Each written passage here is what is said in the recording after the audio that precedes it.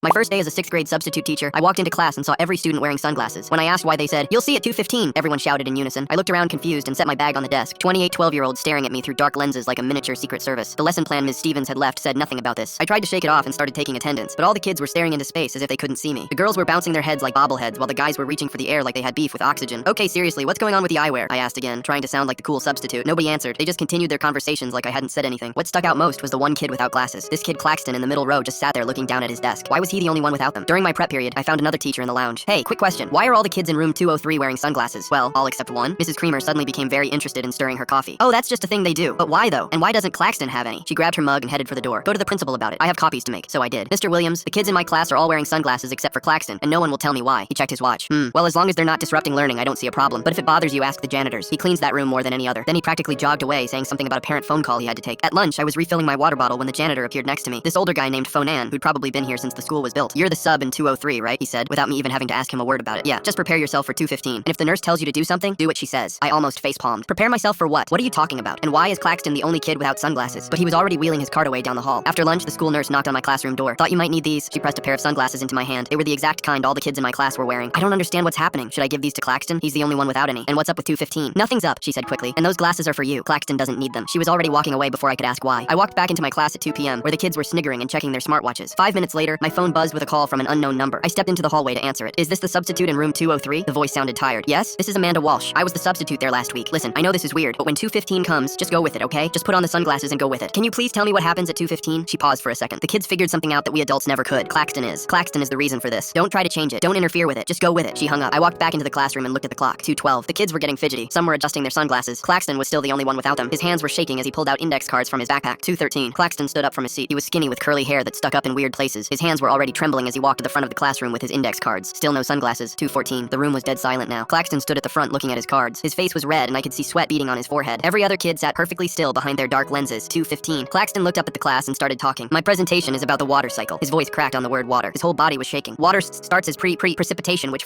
falls from clouds." That's when I understood it. Claxton was terrified of public speaking, beyond a normal kid nervous. Panic attack level fear. His eyes kept darting around, and every time they did, his voice got smaller and his shaking got worse. But he also couldn't see anyone's eyes. He couldn't see if they were laughing or judging. All he could see was a room full of dark lenses, and all of a sudden, his voice was getting steadier. "This is called evaporation," he said. The more he talked, the more confident he became. It turns out that the kids had figured out that if Claxton couldn't see their eyes watching him, he could get through his presentations. I looked around at the other kids. Some had their heads tilted like they were listening. Others were probably not paying attention, but Claxton couldn't tell the difference. As far as he knew, every single person was locked onto his every word. This gave him the confidence to keep speaking. Before I knew it, he was even making jokes, which got a few laughs. I looked down at the sunglasses the nurse had given me, then I put them on. But sadly, that was the biggest mistake I could have made. Suddenly, Claxton stopped speaking and turned to me. "I'm not a weird freak, okay?" He ran at me suddenly, as everyone took their sunglasses off. Full story on channel linked below.